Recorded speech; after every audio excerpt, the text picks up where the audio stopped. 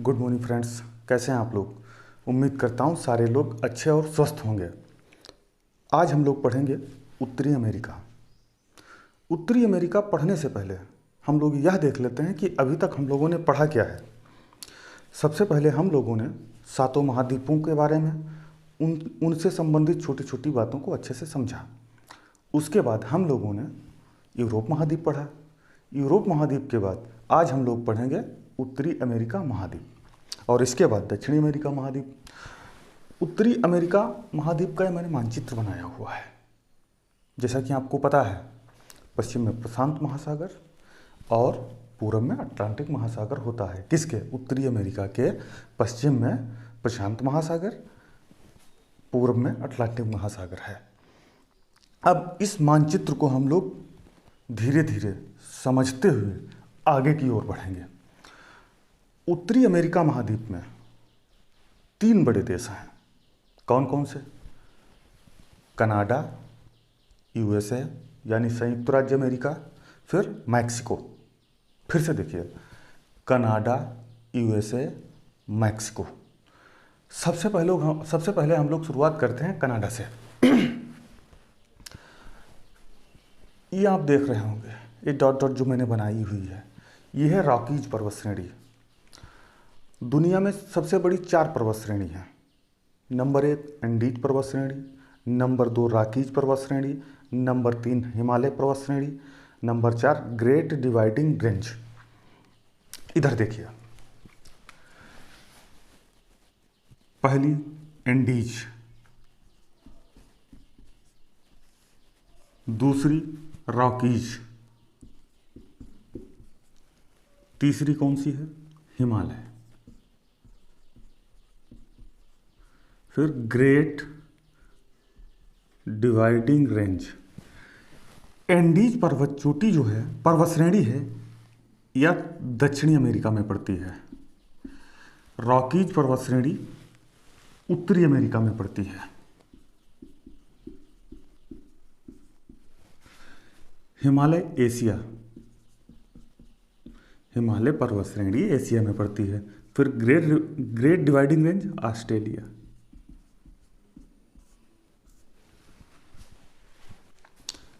इतना आप समझ गए होंगे। इधर आइए, पहली एंडीज पर्वत श्रेणी दक्षिणी अमेरिका में पड़ती है, दूसरी रॉकीज पर्वत उत्तरी अमेरिका में पड़ती है, तीसरे नंबर की जो श्रेणी है वो एशिया में पड़ती है। कौन सी? हिमालय पर्वत श्रेणी। चौथी ग्रेट डिवाइडिंग रेंज, कहाँ? ऑस्ट्रेलिया में पड़ती है। अब जो रॉकीज पर्वत श्रेणी है, ये आपको यहाँ से यहाँ तक रॉकीज पर्वत श्रेणी दिखेगी। एक छोटी सी चोटी है, दिखने में छोटी लग रही है, लेकिन उत्तरी अमेरिका की बात की जाए तो सबसे ऊंची श्रेणी है। ये अलास्का रेंज है, ये अलास्का देश है। अलास्का के बारे में हम कुछ जान लेते हैं। जान यहाँ लेते हैं, 1859 में अलास्का को अमेरिका ने रूस से खरीदा था। अलास्का कभी रूस का हिस्सा हुआ करता था, लेकिन एक डील के तहत अमेरिका ने 1859 में रूस से इसे खरीद लिया। उसके बाद इसके नीचे एक छोटा द्वीप पड़ता है, हवाई द्वीप। इन दोनों को अपने अमेरिका में अपने स्टेट के रूप में शामिल कर लिया। अलास्का रेंज पे जो सबसे ऊंची चोटी है उसका नाम है माउंट मैकिनले। क्या नाम है? Mount McKinley. माउंट मैकिनले कहाँ है? अलास्का रेंज पे।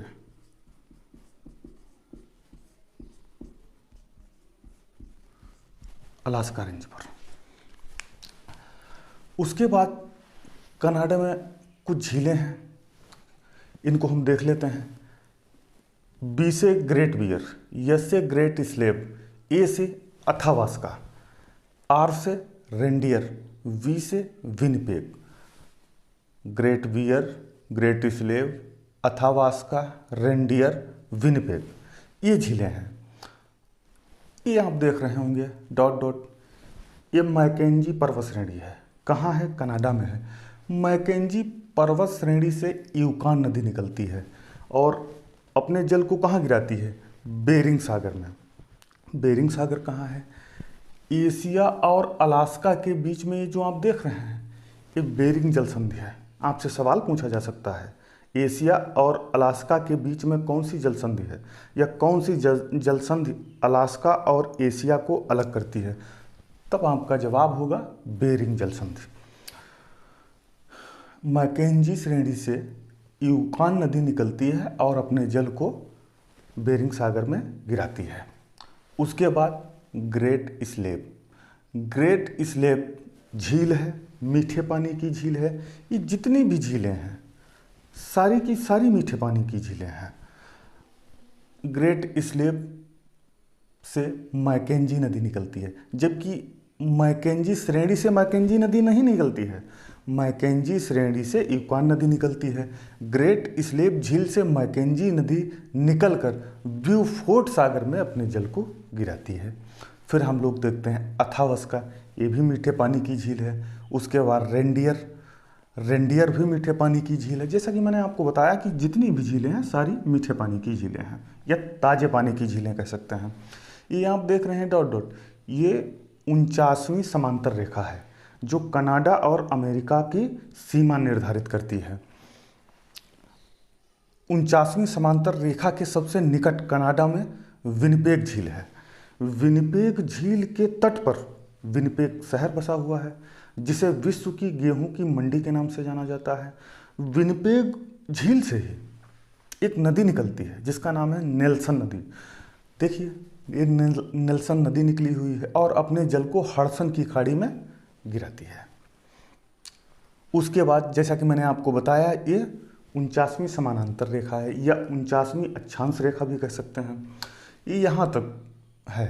यहाँ के बाद कुछ झीलें हैं जिन्हें आप देख रहे होंगे। ये झीलें जो हैं, झीलें हैं। झीलों के बाद ये सेंट लॉरेंस की नदी है।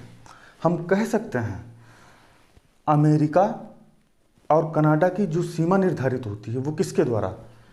49वीं समांतर रेखा, ग्रेट लेक्स की 5 झीलें, सेंट लॉरेंस की नदी मिलकर अमेरिका और कनाडा की सीमा को निर्धारित करते हैं। फिर से देखिए, 49वीं समांतर रेखा, ग्रेट लेक्स की 5 झीलें और सेंट लॉरेंस नदी मिलकर कनाडा और अमेरिका की सीमा को निर्धारित करते हैं।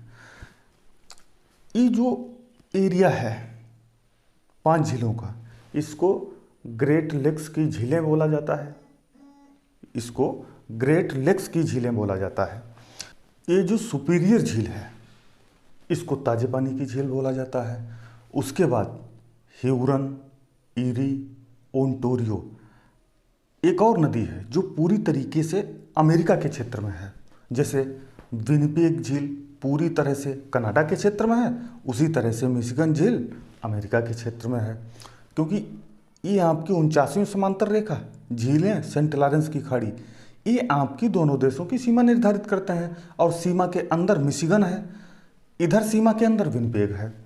हम कह सकते हैं मिशिगन झील पूरी तरीके से अमेरिका के क्षेत्र में है। और मिशिगन के तट पे एक शहर बसा हुआ है जिसका नाम है शिकागो, जहाँ स्वामी विवेकानंद ने जाकर अपना भाषण दिया था।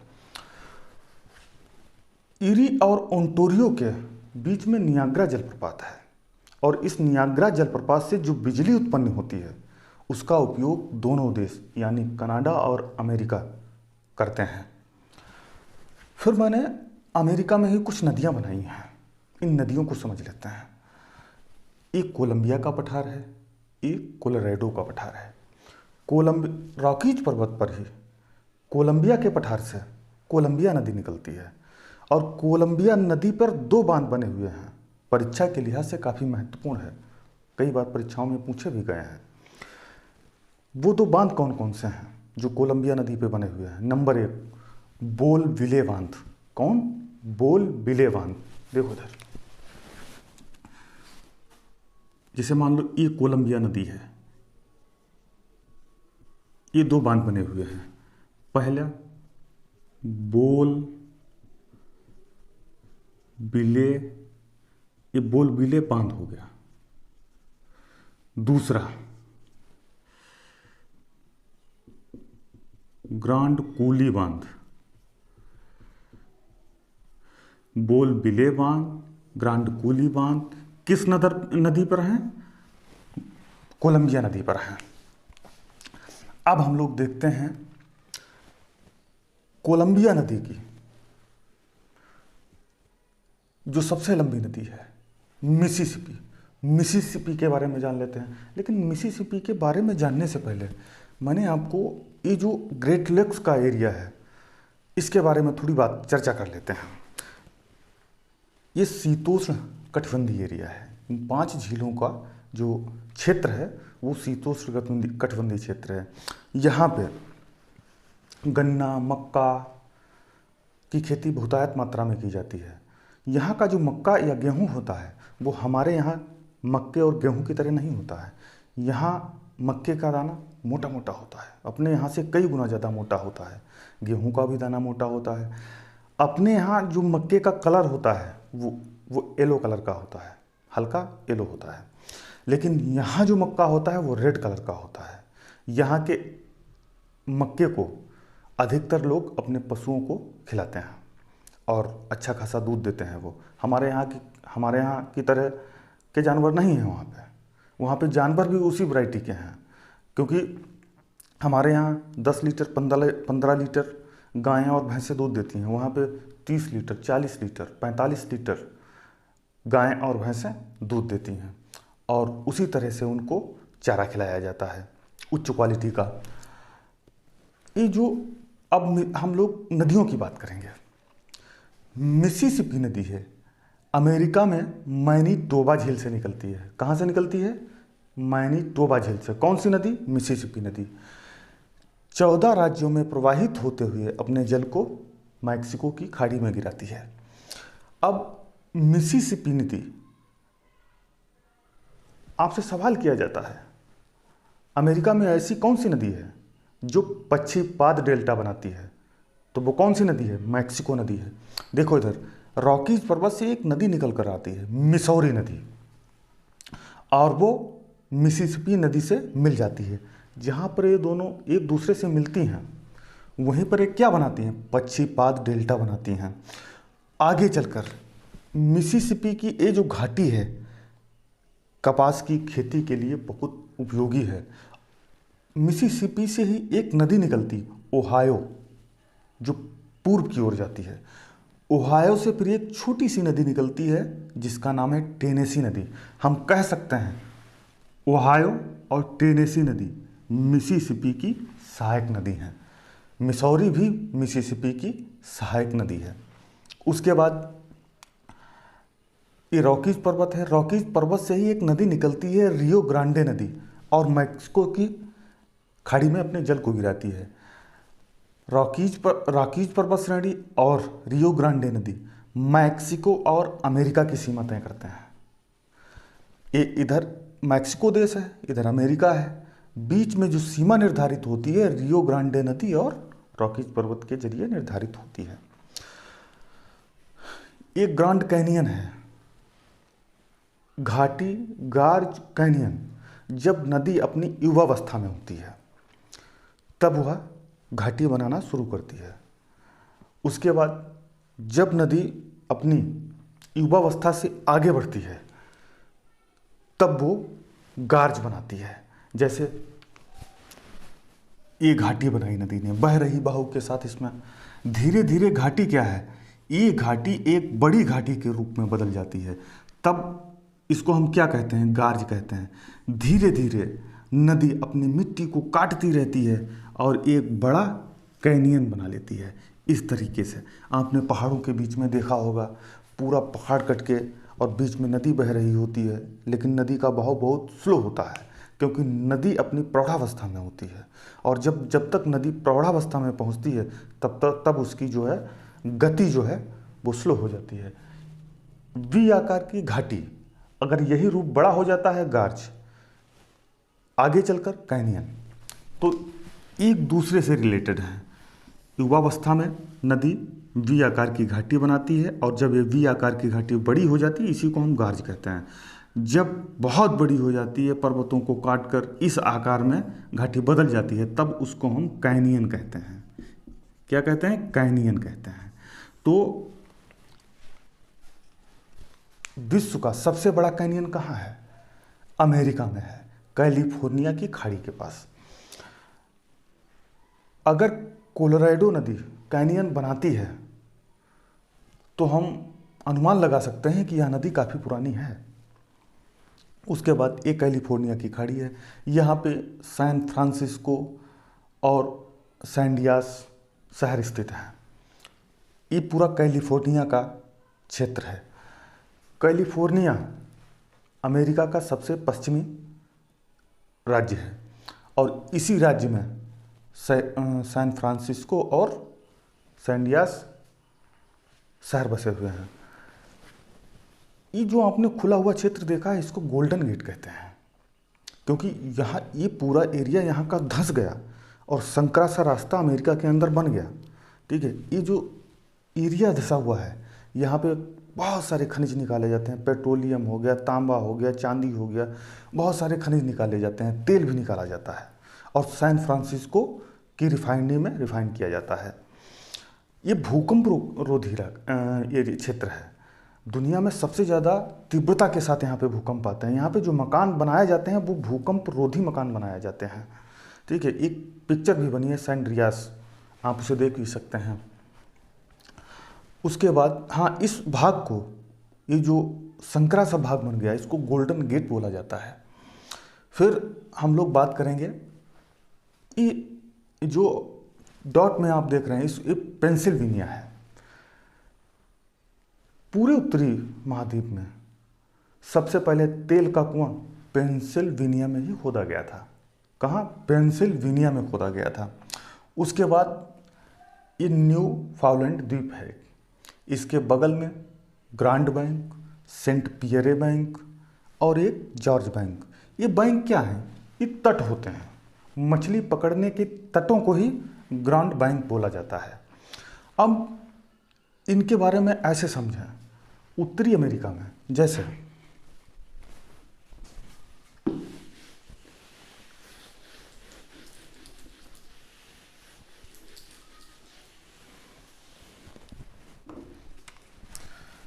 ये पृथ्वी हो गई है, ये भूमध्य रेखा है, उत्तरी बिंदु और दक्षिणी बिंदु। विषुवत रेखा से या भूमध्य रेखा से हमेशा गल्फ स्ट्रीम की धाराएं, गर्म जल धाराएं ऊपर की ओर भागती हैं। यहाँ से जो ऊपर की ओर कह सकते हैं या ध्रुवों की ओर कह सकते हैं, यहाँ से जो गर्म हवाएं होती हैं वो ध्रुवों की ओर चलती हैं इस तरह से। और ध्रुवों की ओर, क्योंकि ध्रुवों को हम शीत बिंदु भी कहते हैं, यहाँ से जो ठंडी हवाएं होती हैं वो विषुवत की तरफ चलती हैं। हम समझ सकते हैं यहाँ से उत्तरी ध्रुव से जो हवा आती है अटलांटिक महासागर में, ठंडी धाराएं आती हैं, उनको हम लैब्राडोर की धारा कहते हैं। क्या कहते हैं? लैब्राडोर की जलधारा। यहाँ से भूमध्य रेखा गुजरती है, यहाँ से जो गर्म हवाएं, गल्फ स्ट्रीम की हवाएं रिलीज होती हैं वो ऊपर की ओर भागती हैं इस तरह से, यहाँ से ऐसे। और जहाँ पर गर्म हवाएं और ठंडी हवाएं आपस में मिलती हैं, वहाँ पे बहुत सारे प्लैंकटन या प्लवक तैयार हो जाते हैं। प्लवक या प्लैंकटन क्या होते हैं? प्लवक या प्लैंकटन मछलियों का जो चारा होता है, या ऐसे भी कह सकते हैं समुद्र में रहने वाले जीवों का भोजन जो होता है, उसको हम प्लैंकटन या प्लवक बोलते हैं। खासकर हम मछलियों की बात कर रहे हैं। मछलियाँ वहीं पे आपको मिलेंगी जहाँ उनका भोजन उपलब्ध होगा, जहाँ उन्हें खाने को मिलेगा। तो जहाँ पर ठंडी और गर्म जलधाराएं आपस में टकराती हैं, एक अनुकूल वातावरण बनता है जिसमें प्लवक तैयार होते हैं और मछलियाँ वहीं पे आपको अधिकतर मिलती हैं और पकड़ी जाती हैं। तो वो मत्स्य बैंक कौन कौन से हैं? Grand Bank, Saint Pierre Bank और जॉर्ज बैंक। मैक्सिको की खाड़ी के पूर्व में मैंने कुछ द्वीप बनाए हुए हैं, 1 2 3 4। ये द्वीप यहाँ पे 4 ना होकर बहुत सारे द्वीप हैं, लेकिन मैंने आपको समझाने के लिए 4 द्वीप बनाए हैं। जैसे क्यूबा, क्यूबा की राजधानी हवाना, बहामास, बहामास की राजधानी नसाउ, जमैका की किंगस्टन, हैती की पोर्टो प्रिंस। ये जो द्वीप हैं, यहाँ पे जो द्वीप पाए जाते हैं मैक्सिको के पूरब में, ये बहुत सारे द्वीप हैं छोटे छोटे, और इन्हीं द्वीपों को हम क्या कहते हैं? वेस्ट इंडीज कहते हैं। जब हमारे यहाँ कोई खिलाड़ी खेलने के लिए आता है या कहीं का भी होता है, उसे बोलते हैं वेस्ट इंडीज का खिलाड़ी है, तो वो इन्हीं द्वीपों से होता है। उसके बाद ये पनामा नहर है। पनामा नहर के तट पे 7 छोटे छोटे देश बसे हुए हैं। पनामा नहर के तट पे 7 छोटे छोटे शहर बसे हुए हैं, जो कि परीक्षा में काफ़ी पूछे जाते हैं। हम लोग देख लेते हैं कि कौन कौन से शहर हैं। आइए हमारे साथ।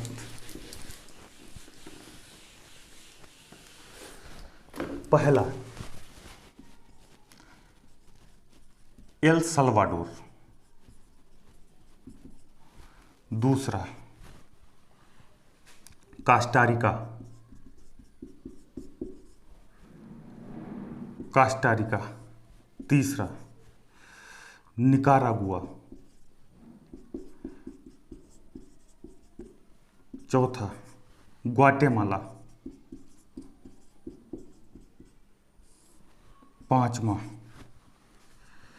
ग्वाटेमाला, निकारागुआ, पांचवा कौन सा है? वेलीज, हांडुरस, फिर पनामा।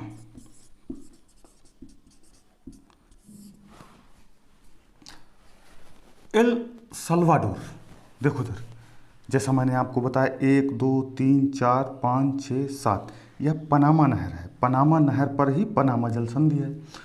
पनामा जल संधि उत्तरी अमेरिका और दक्षिणी अमेरिका को अलग करती है। इसके तट पर 7 छोटे छोटे शहर बसे हुए हैं। कौन कौन? El Salvador, Costa Rica, Nicaragua, Guatemala, Belize, Honduras, Panama. अब हम लोग देख लेते हैं इनकी कैपिटल, इनकी राजधानी देख लेते हैं।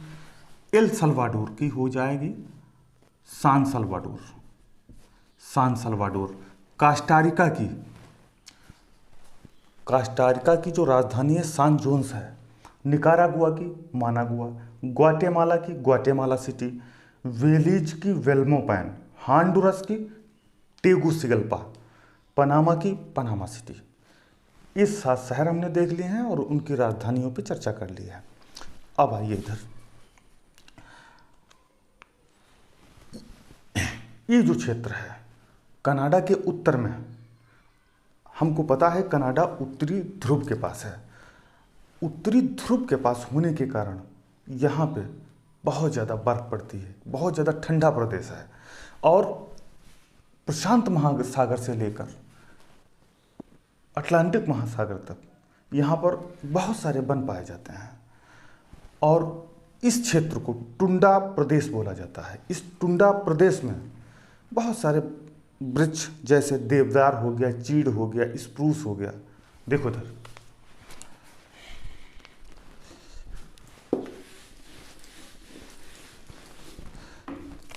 देवदार, स्प्रूस, चीड़ आदि बहुत सारे वृक्षों के वन पाए जाते हैं, पूरे पूरे के जंगल पाए जाते हैं, और इन जंगलों को टैगा वन बोला जाता है। टुंडा प्रदेश में देवदार, स्प्रूस, चीड़ के जंगल पाए जाते हैं। इन जंगलों को टैगा वन बोला जाता है। ये अल्यूसियन द्वीप है। अल्यूसियन द्वीप पे ये जो मैंने बनाया हुआ है, इसको बोलते हैं डच हार्बर। आपको याद होगा 1942 में जापान ने अमेरिका के डच हार्बर पर 1.5 घंटे तक बमबारी की थी, जिसमें बहुत सारे नौसैनिक और नौसैनिकों के जहाज तबाह हो गए थे। क्योंकि जब अटैक हुआ था, अमेरिका को इसका अंदेशा ही नहीं था कि जापान हमारे ऊपर इस तरह से अटैक कर सकता है। आगे चलकर अमेरिका के ऊपर अटैक होने का मतलब ये था अब अमेरिका को मौका चाहिए, क्योंकि अमेरिका हमेशा मौके की तलाश में रहता है, और वो मौका अमेरिका को देता कौन है? सामने वाला देश। जब आप मौका देंगे, अमेरिका उसका भरपूर फ़ायदा उठाएगा, और ऐसा ही हुआ 1945 में, जब द्वितीय विश्व युद्ध के दौरान जापान के ऊपर अमेरिका ने बम गिराए थे, जापान के 2 शहर हिरोशिमा और नागासाकी पर। वही कारण था डच हार्बर का। जब जापान ने डच हार्बर पर बम गिराए थे, बमबारी की थी, अमेरिका ने प्लान बना लिया था कि आपको तो बर्बाद करना ही करना है, और अमेरिका को जैसे मौका मिला, अमेरिका ने उसका बदला ले लिया हिरोशिमा और नागासाकी पर। हिरोशिमा और नागासाकी में आज भी अगर बच्चे पैदा होते हैं तो उस अटैक का प्रभाव दिखता है, क्योंकि उनके जननांगों में कोई ना कोई इफेक्ट ऐसा रह जाता है जिसकी वजह से ये कहा जाता है कि यह हिरोशिमा और नागासाकी पर हुए अटैकों की वजह से है। दूसरा, अमेरिका के बारे में कुछ बातें जान लेते हैं। जैसे हमारा जो देश था इंग्लैंड का उपनिवेश था, उसी तरह से अमेरिका भी इंग्लैंड का एक उपनिवेश था। एक महान व्यक्ति का अमेरिका में उदय हुआ जिसका नाम है जॉर्ज वाशिंगटन। जॉर्ज वाशिंगटन ने इंग्लैंड या ब्रिटेन के प्रति विद्रोह कर दिया और कहा, मैं अपने देश को, मैं अपने राष्ट्र को यानी अमेरिका को स्वतंत्र कराना चाहता हूँ, और उनका प्रयास सफल हुआ। 1782 में अमेरिका ब्रिटेन से आज़ाद हो गया और एक स्वतंत्र राष्ट्र बन गया। उसके बाद जब अमेरिका ब्रिटेन से आज़ाद हुआ था, उस समय अमेरिका में केवल 48 राज्य थे। आज की तारीख में, आज की डेट में अमेरिका में 50 स्टेट हैं, तो फिर 2 बढ़े कौन? अलास्का और हवाई द्वीप। 1960 में अलास्का और हवाई द्वीप को राज्य के रूप में अमेरिका ने अपने में सम्मिलित कर लिया। अमेरिका का जो फ्लैग है उसमें 50 स्टार बने होते हैं। अगर कोई स्टेट बढ़ता है तो फिर स्टार भी बढ़ जाता है, और प्रत्येक स्टार हर एक राज्य का प्रतिनिधित्व करता है। यह रही अमेरिका की स्टोरी, और इसी के साथ आज की क्लास को समाप्त करते हैं।